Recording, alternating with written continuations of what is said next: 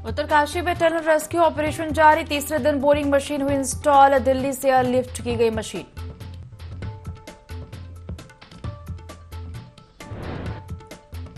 मध्य प्रदेश में चुनाव प्रचार का अंतिम दिन। मुख्यमंत्री पुष्कर सिंह धामी ने इंदौर में किया प्रचार। भाजपा प्रत्याशियों के पक्ष में की जनसभा।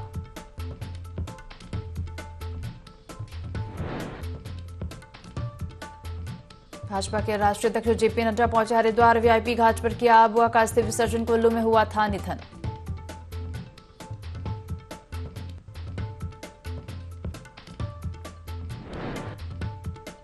केदारनाथ धाम के कपाट हुए शीतकाल के लिए बंद। आज सुबह 8:30 बजे विधि विधान से बंद हुए कपाट। शीतकाल में ऊखी मठ में होंगे बाबा केदार के दर्शन।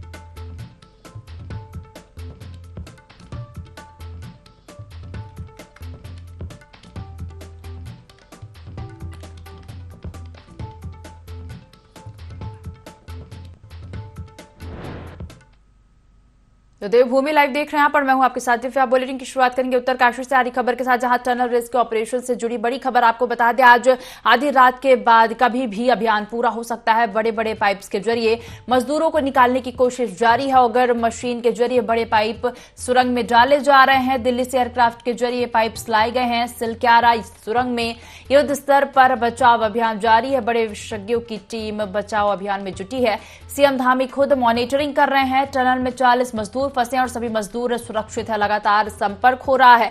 एनएचएआई के डायरेक्टर अंशु मनीष खालको ने दावा किया है।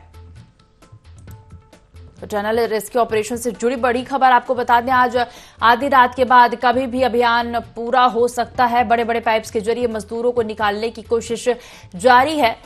उगर मशीन के जरिए बड़े पाइप सुरंग में डाले जा रहे हैं। दिल्ली से एयरक्राफ्ट के जरिए पाइप्स लाए गए हैं। सिलक्यारा सुरंग में युद्ध स्तर पर बचाव अभियान जारी है और बड़े विशेषज्ञों की टीम बचाव अभियान में जुटे हैं। खबर पर ज्यादा जानकारी लेंगे। State head Ajay Dodiyal phone line पर जुड़ गए हैं। Ajay ji, tunnel rescue operation से जुड़ी खबरें सामने आ रही है। कभी आज रात यह अभियान पूरा हो सकता है, क्या पूरी जानकारी इसे लेकर और क्या अपडेट?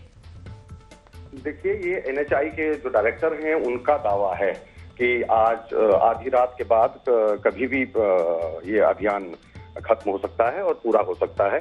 दरअसल वो भी इसलिए दावा कर रहे हैं कि जो मशीनें वहां लगाई गई हैं ड्रिलिंग के लिए, और वो बहुत हैवी मशीनें हैं। थाईलैंड और नॉर्वे के विशेषज्ञों की भी उसमें राय ली जा रही है, उनकी मदद ली जा रही है। उस हिसाब से वहां पर ऑपरेशन रेस्क्यू ऑपरेशन जारी है। ये मशीनें कुछ ही देर पहले दिल्ली से एयरक्राफ्ट के जरिए यहाँ लाई गई है और उनसे रेस्क्यू ऑपरेशन का काम इस समय शुरू हो चुका है। जी, जानकारी साझा करने के लिए आपका धन्यवाद।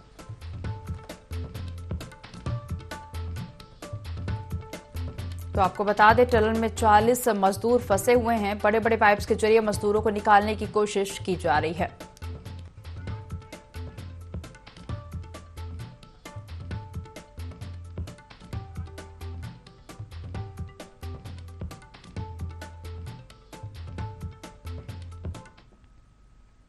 ऐसे रुख करते हैं इंदौर से सीएम पुष्कर सिंह धामी का, जहां वो जनसभा को संबोधित कर रहे हैं।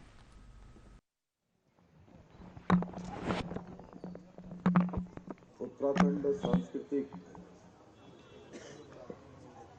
संस्था द्वारा आयोजित आज के इस मिलन समारोह में मंचासीन संस्था के अध्यक्ष पूर्व में रहे आदरणीय यशवंत सिंह बिष्ट जी, पूर्व अध्यक्ष पार्षद श्री देवेंद्र सिंह रावत जी, श्री देवी दत्त भट्ट जी, सीमा डंगवाल जी, मीरा मटपाल जी, गीता सिंह नेगी जी, रघुवीर सिंह रावत जी, मीर रंजन नेगी जी, हमारी पूर्व महापौर उमा शशि शर्मा जी एवं हमारे पार्षद जी पराग जी एवं सभी हमारे संस्था के सभी पदाधिकारीगण, सभी हमारे बड़े बुजुर्ग, अभी हमारी माता जी ने बहुत ही सुंदर यहाँ पर मेरा स्वागत किया।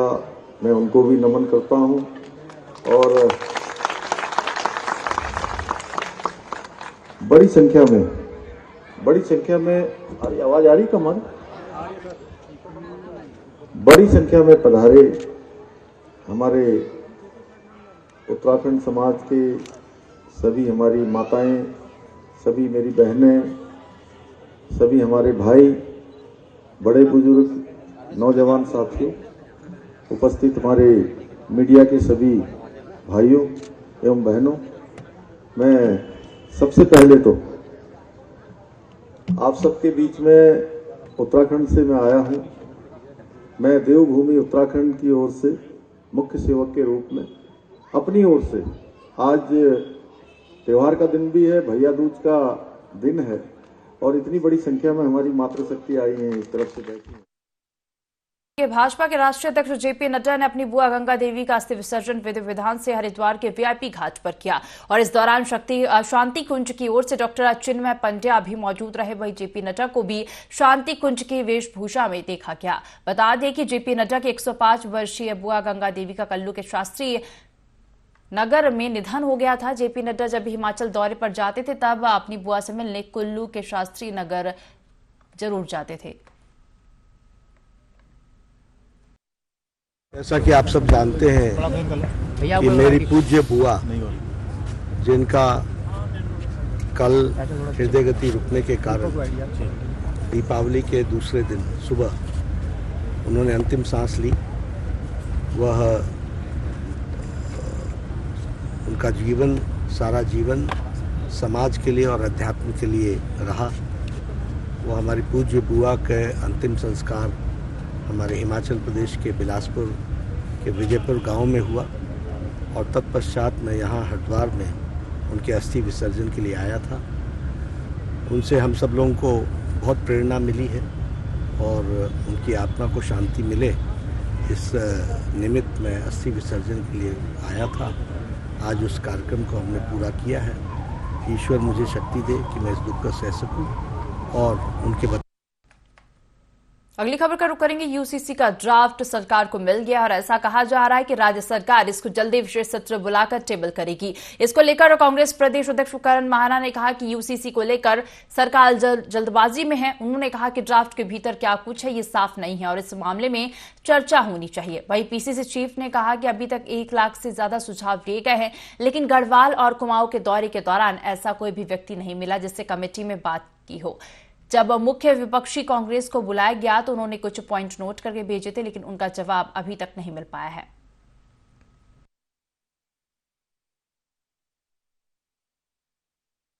कि सारे विधायकों को समय से मिलेगा या नहीं मिलेगा ड्राफ्ट, जो बहस हाउस में होगी उसकी तैयारी कैसे करके बिना पड़ेगा। दूसरा, यूसीसी का ड्राफ्ट जो सीएम को गया है वो पब्लिक डोमेन में आ जाना चाहिए। जिस तरीके से आपने देखा होगा कुछ साल पहले कैंटोनमेंट एक्ट में चेंज की बात, तो बकायदा Hindustan times, Indian express, Amar Ujala, Dainik Jagran या जितने प्रतिष्ठित अखबार हैं उन सब में विज्ञप्ति छपी थी और कुछ पॉइंट्स दिए गए थे और ये कहा गया था कि भारत का आम जनमानस उस पर अपने सुझाव दे इतने दिन के अंदर, ताकि चीजें सही से आ सकें। ऐसा कुछ इसमें नहीं हुआ। ड्राफ्ट के बारे में ना विपक्ष को पता है, ना प्रेस को पता है, ना किसी को पता है, तो आखिर उसमें डिस्कशन क्या होगा। कांग्रेस के कुछ चिंताएं हैं, सवाल हैं। पहला ये कि जिस दिन उन्होंने विपक्ष के नेताओं की या पार्टी प्रमुखों की बैठक बुलाई, उसमें मैंने स्वयं एक पत्र शासन और प्रशासन दोनों को लिखा था, जिसमें मैंने कुछ आशंकाएं व्यक्त की थी। मैंने कहा था इनके बारे में हमको जानकारी दे दीजिए।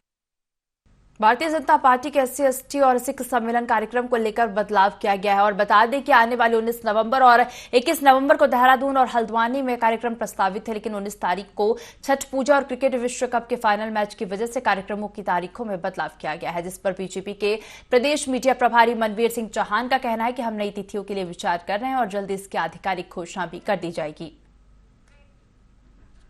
खबरों में आगे बढ़ेंगे। 4 धाम यात्रा समापन की ओर है। गंगोत्री और केदारनाथ के साथ ही यमुनोत्री धाम के कपाट बंद हो गए हैं और इस साल 4 धाम यात्रा ने सभी रिकॉर्ड तोड़ दिए हैं। 4 धाम के साथ हेमकुंड साहिब में दर्शन करने वाले श्रद्धालुओं का आंकड़ा 55 लाख पार हो गया है। वहीं इस साल की ऐतिहासिक 4 धाम यात्रा को लेकर भाजपा प्रदेश प्रवक्ता विपिन कंथोला का कहना है कि इस साल 4 धाम यात्रा में रिकॉर्ड तोड़ श्रद्धालुओं ने दर्शन किए। उन्होंने कहा कि सरकार के साथ स्थानीय लोगों ने भी भक्तों की सुविधाओं के लिए खास व्यवस्था की।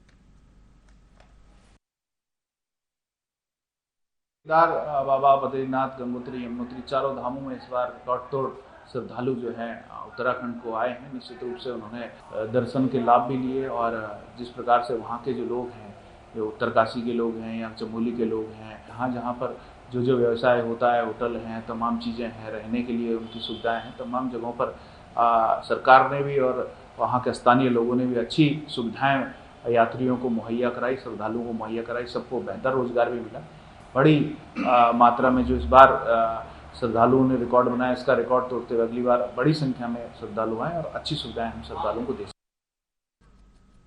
तो भाजपा विधायक बंशीधर भगत किच्छा पहुंचे, जहां कार्यकर्ताओं ने बंशीधर भगत का जोरदार स्वागत किया और इस दौरान चर्चा करते हुए विधायक भगत ने कहा कि गठबंधन सांप और नेवले की दोस्ती है, लोकसभा चुनाव के बाद यह गठबंधन खत्म हो जाएगा। विधायक भगत ने कहा कि कश्मीर से धारा 370 हटाने के बाद कश्मीर का लगातार विकास हो रहा है, वहां आतंकवाद अपनी आखिरी सांसें गिन रहा है। भाजपा विधायक भगत ने बंगाल की मुख्यमंत्री ममता बनर्जी, बसपा सुप्रीमो मायावती और कांग्रेस के पूर्व अध्यक्ष राहुल गांधी पर कटाक्ष करते हुए कहा कि जो लोग अपने परिवार का गठबंधन नहीं बना पाए, वे लोग राजनीतिक लाभ के लिए झूठ का गठबंधन बनाने का दावा कर रहे हैं।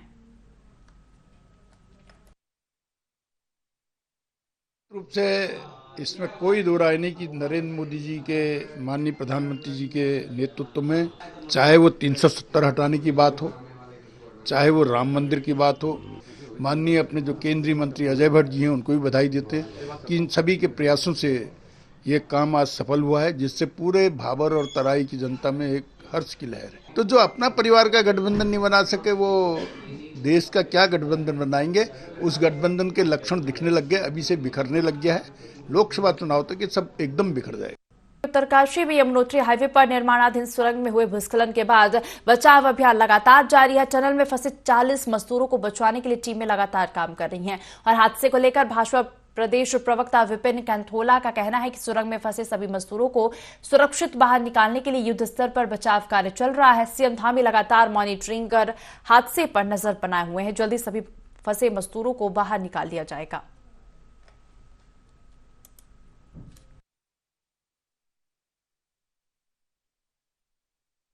सरकार ने मुस्तैदी से वहाँ पर देख रही है और हमारी जो इतनी भी आपदा प्रबंधन की टीमें हैं वहाँ पर काम कर रही हैं। वहाँ पर टनल को साफ सफाई करने का काम चल रहा है और मलबा भी वहाँ लगातार आ रहा है, लेकिन अंदर जो लोग फंसे हुए उनको प्राथमिकता के आधार पर ऑक्सीजन हो या तमाम चीज़ें जो भी उपलब्ध कराने की बातें हैं, वहाँ से जो कोऑर्डिनेशन हो रहा है वो किया जा रहा है। इस पर सरकार ने कमेटी भी गठित की है, जिसमें राधा रतूड़ी और जो कमिश्नर गढ़वाल हैं विनय शंकर पांडे, उनको जिम्मेवारी दी गई है। पल पल की अपडेट मुख्यमंत्री जी ले रहे हैं, पल पल की अपडेट गृह मंत्रालय और पीएमओ भी ले रहा है। निश्चित रूप से प्रत्येक व्यक्ति जो वहाँ फंसा है उनकी जान को सुरक्षित रखा जाए और उनको बाहर किसी भी तरीके से निकाला जाए, इस पर सरकार हर विकल्प पर काम कर रही है। तो दिल्ली से पिथौरागढ़ जा रही रोडवेज बस का अचानक टनकपुर चंपावत एनएच के पास ब्रेक फेल हो गया। हालांकि बस चालक ने हिम्मत का परिचय देते हुए अनियंत्रित बस को पहाड़ी से टकरा दिया और बस में सवार 27 यात्रियों की जान बचा ली। बस चालक ने बताया कि अचानक बस का ब्रेक पाइप फट गया था, जिस कारण बस के ब्रेक ने काम करना बंद कर दिया था। फिलहाल बस के सभी यात्री सुरक्षित हैं, उन्हें दूसरी बस से पिथौरागढ़ भेज दिया गया है।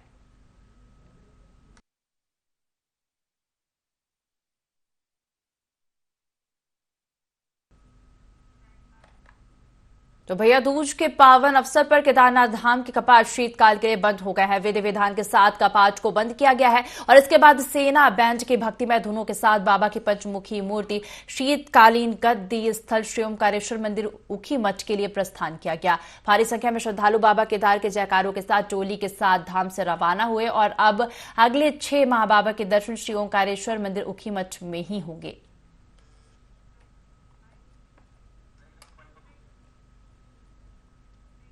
खबर उत्तरकाशी से है। सिलक्यारा टनल में भूस्खलन के कारण फंसे मजदूरों को निकालने के लिए चलाया जा रहा रेस्क्यू अभियान युद्ध स्तर पर जारी है। पाइप पुशिंग पर स्केल टनल बनाने के लिए टनल में ऑगर ड्रिलिंग मशीन की स्थापना का काम पूरा करने के बाद मलबे के आर पार 900 mm व्यास के एमएस पाइप डालने की कार्रवाई जल्द शुरू होने की उम्मीद है। तकनीकी विशेषज्ञ और इंजीनियरों की टीम पाइप पुशिंग की प्रक्रिया शुरू करने के लिए मौके पर है और इस बीच जिलाधिकारी अभिषेक रोहेला ने जिला अस्पताल के वरिष्ठ डॉक्टर प्रेम पोखरियाल के साथ टनल के अंदर जाकर पाइप के जरिए मजदूरों से बातचीत की और उनका हौसला भी बढ़ाया।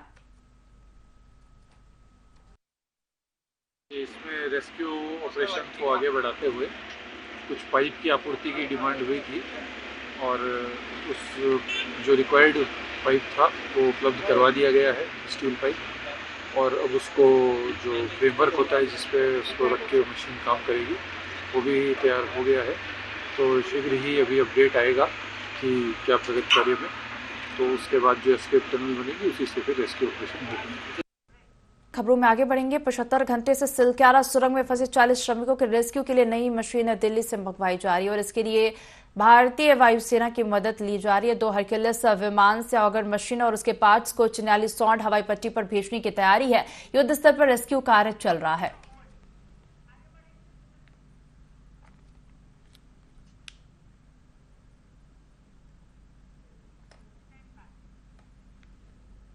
तो 71वां राजकीय औद्योगिक विकास और सांस्कृतिक मेले का शानदार आगाज हो गया है। प्रदेश के मुख्यमंत्री पुष्कर सिंह धामी ने गौचर मेले का विधिवत उद्घाटन किया। मेले के उद्घाटन समारोह में मुख्यमंत्री के पहुंचने पर भव्य स्वागत किया गया। गौचर मेले में विशाल जनसभा को संबोधित करते हुए मुख्यमंत्री ने कहा कि गौचर मेला संस्कृति, बाजार और उद्योग तीनों के समन्वय के कारण एक प्रसिद्ध राजकीय मेला है। उन्होंने मेले को भव्य और आकर्षक स्वरूप देने के लिए जिला प्रशासन की सराहना भी की।